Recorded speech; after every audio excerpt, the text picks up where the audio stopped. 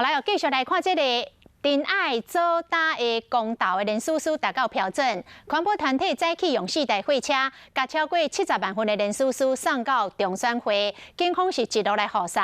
3日来会举办5场的公开的辩论，让这个资讯更加公开透明。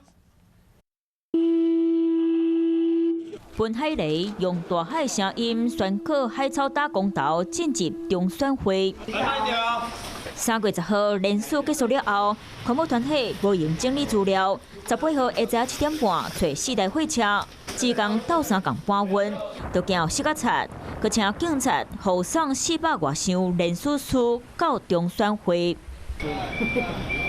总共收到703504份的联署书，不合格的大概淘汰了这样的6箱。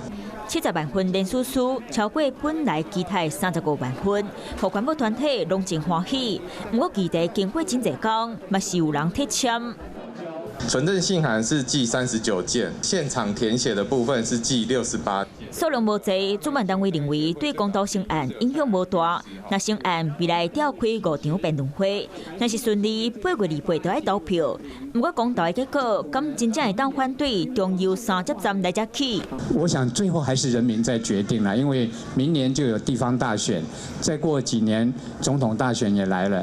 希望政府尊重民意，嘛讲愿意甲大家沟通讨论。不过正式向中选会提行，嘛代表海草大的公投会继续谈。